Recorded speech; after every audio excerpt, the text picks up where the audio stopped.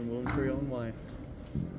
Takes a while for those little legs to get up.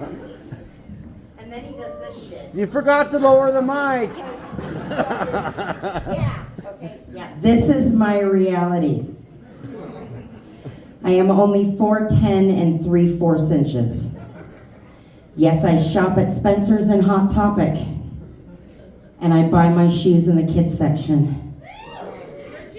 Exactly. I spend half the, and when the backs to school sales come on, perfect time to go clothes shopping. Buy one, get one half off. It saves me a lot of money. There's actually, being short does come with its complications.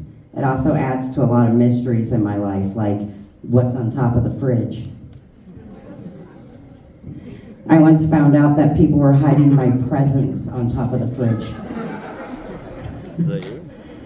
My husband hides our gun on top of the fridge. That way he hears the chair when I'm on my way to go get it. I can run faster than him, though. I have proven that. Another little tidbit about me, I have complex PTSD. And for those of you who don't know what that means, it's like having all of them, all in one. But I got my pleasant little gift from the United States Navy. I'm a disabled vet. Thank you. Are there any other military people in here? Thank you. What branches? Army? None other. That's just it. Just the one Army dude who knows where he was.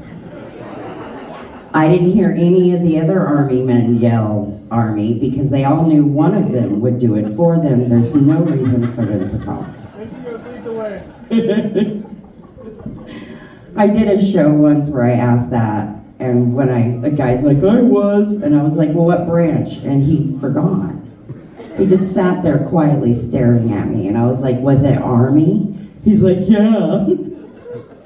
I'm like, yeah, they're used to being told where they are and who they are, not knowing. It's a thing. Each branch is a little different. You know, the Navy's full of seamen. And just a little inside knowledge, we don't start off as seamen. We start off as seaman recruits. And then we hope to build up to being a seaman apprentice. And then maybe after a year, you could be a real seaman.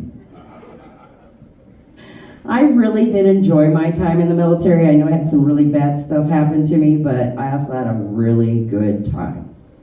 Like, my favorite thing was boot camp. Believe it or not. I mean, you see my height. I'm boob height.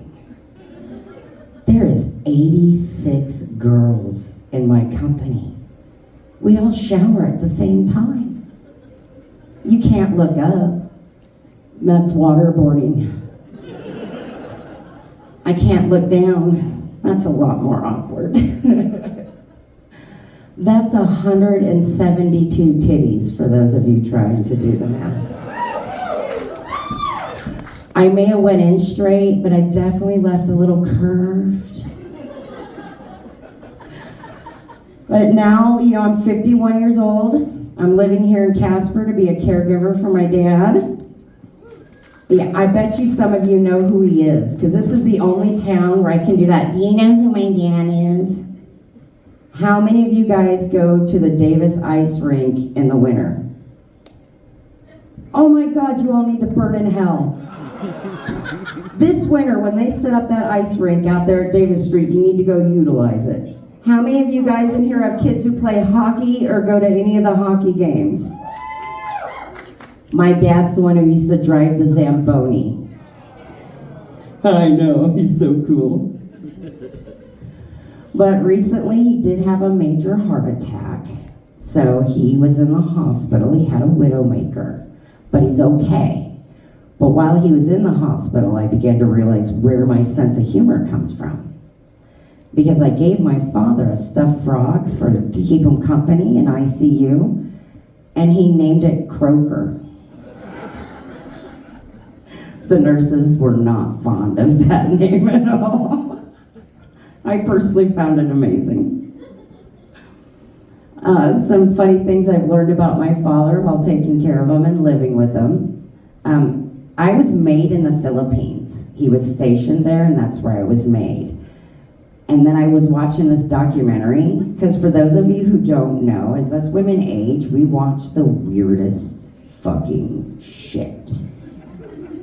And not just murder documentaries. We expand as we get older. I think the 30s and 40s was that how do we get away with it? And then we just expand to what the fuck? I don't even know how to explain it. I ended up watching a documentary about lady boys. I can tell most of you don't know what this is. It's different than trans. It's mostly over in the Philippines and Thailand and Singapore, where they dress like women, but they fully want to be men. They're lady boys. And my dad in the Philippines cheated a little bit on my mom. And when I asked him why, he told me, well, it's $1.40 for a blowjob and a beer. And I should get mad, but being former military, all I could think is, well, shit, that actually doesn't sound too bad. But then I watched that Ladyboy documentary, and then my brain started wandering and wondering, wait, my dad was stationed in the Philippines. So one day while we were driving around, I asked, hey, Dad, I watched this documentary about ladyboys in the Philippines. I didn't get another word out of my mouth before he said, they were all women. I swear, they were all women. I think he protested too much. So now I know that about my dad. I'm going to be going to Denver soon to be doing my first comedy festival. Thank you. I'm really excited and like beyond nervous because PTSD, it's nothing to play with, and the fact that I get up here is dumbfounding. And now I'm about to go into a big city because I haven't been in one of those in a long time, and I am a little nervous about it, about what kind of sets I should do. I mean, I do mostly Wyoming comedy and Montana comedy. That seems a little large for me, but y'all think I'll do okay? Okay, I feel a little better now. I'm gonna be really weird because this is the PTSD thing. And they're right. There was a young lady who came in earlier and she looked absolutely fabulous. I said something to you, where are you? There she is. You look fucking amazing. Yeah, and you know what, women, we need to do this for each other more often. We need to stop knocking each other's crowns off each other's heads and help them straighten it. Thank you. And if you see a woman who looks good, you know the time and effort it takes to look fucking good to go outside of the house. Lord knows I don't do it anymore. I'm too lazy. It's like spend 2 hours on my face and hair or enjoy some married iguanas. I think I'll enjoy my married iguanas. That way I can deal with public. Otherwise I don't do so well. I do have very random intrusive thoughts that get me in a lot of trouble. And sometimes I act upon things when I shouldn't. Like there was this one time in Miles City, Montana, that these teenagers stole my gnome off my porch. They didn't just steal my gnome off my porch, they did it while looking in my face right through the window. He picked up my gnome and walked off. Didn't even give me the respect of running off. He just walked off. So I thought, not today. So I took off out that door, screaming at him, give me my fucking gnome back, bitch! I chased that kid and his girlfriend for 3.5 blocks. I actually stopped about a half a block behind him because I wanted to catch my breath so I could be ready to be scary. So I did my meditation I've learned in therapy, found my happy place, centered, caught my breath, snuck up behind him and yelled, give me my fucking gnome back, bitch! He jumped about 4 feet in the fucking air. At that moment, I decided I was gonna give him a piece of my mind, and I began to speak to him like I was 14 years old back in West Palm Beach. I was making up phrases I haven't said in decades. I know at one point I called his girlfriend a cum-guzzling double-cunted cunt. Long story short, I got my gnome back, and they don't come by my house after that for at least another year. Well, thank you guys so much for your time. I'm Carolyn Lubner.